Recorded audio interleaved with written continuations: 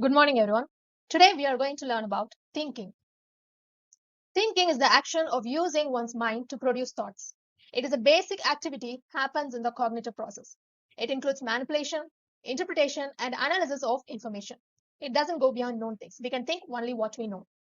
We use the term thinking to different psychological activities like recollecting, imagining, and perception. In recollecting, we use the word thinking like we used to say, I'm thinking of the days when I was a student at a college. It is not thinking, it is recollecting. And in imagining, we used to say, I think of my future. That is imagining. Okay. And perception, we used to say, I think it is a taxi. So that is perception. It is not thinking. So the book called Essentials of Psychology tells that thinking is not a simple process. If we come to definition, that is, I have given you two definitions. That is Ross and Garrett. Ross tells that thinking is a mental activity in its cognitive aspect or mental activity with regard to psychological aspects. Garrett says thinking is a behavior which is often implicit and hidden and in which symbols are ordinarily employed. The nature of thinking is it is a cognitive activity as we use our mind to think, and it is directed to achieve some of the purpose. Without purpose we won't think, so it has a certain purpose, and thinking helps in problem solving, so it is a problem solving behavior. It is a mental exploration and not motor exploration. We won't do anything in thinking, we just have a mind process, so it is a mental exploration. The elements of thinking is images, concepts, language, and symbols and signs. First of all, let's see about images. Very often, images are used as an instrument of thinking. Images, as mind pictures, consist of personal experiences of objects, persons, or scenes once actually seen, heard, or felt.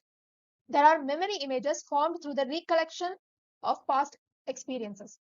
There are also visual, auditory, and other sensory images formed through perception and imaginary images that do not stand for past perceptions. Thus, images symbolize the actual objects, experiences, and activities. In thinking, we usually manipulate the images instead of actual objects, experiences, or activities. Next is concepts. Another important tool for thinking is concept. A concept is a general idea that stands for a general class and represents the common properties of all the objects or events of this general class. The concept formation or generalization economizes our effort in thinking. For example, when we listen to the word monkey, we are not at once reminded not only about the nature and qualities of the monkey as a class, but also our particular experiences and understanding about them emerge into our consciousness that stimulate our present thinking. Next is symbols and signs. Symbols and signs represent and stand as substitutes for actual subjects, experiences, and activities. In this sense, they should not be confined to words and mathematical numerals and terms. Traffic lights, railway signals, school bells, badges, songs, flags, and slogans all stand for the symbolic expression. Concepts also are usually represented in thinking by these symbols and signs. Next is language. Language, besides serving as a link for intercommunication, functions as a tool in thinking. It consists of words and therefore uses symbols. Sometimes, instead of words, we use gestures in our language. The showing of thumb, or smiling, or lifting the eyebrows, or shrugging of shoulders carries a lot of weight. When one listens, reads, or writes words, phrases, or sentence, or observes gestures in any language, one is stimulated to think. Language is the most efficient and developed vehicle used for carrying out the process of thinking. It makes us think and serves an effective aid in the process of thinking. Some of the main kinds of thinking are convergent thinking, divergent thinking, and lateral thinking. First is convergent thinking.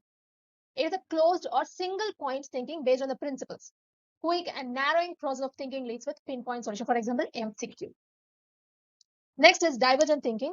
It is contradictory to convergent thinking. Here, there will be number of solutions to single problem. Encourages a open thinking and broad scanning operation, for example, open-ended questions. Next is lateral thinking. Lateral thinking is a specific type of divergent thinking that involves approaches problems from unconventional angles and making use of creative, non-linear strategies to find solutions. We can know the difference between divergent thinking, convergent thinking, and lateral thinking using this picture.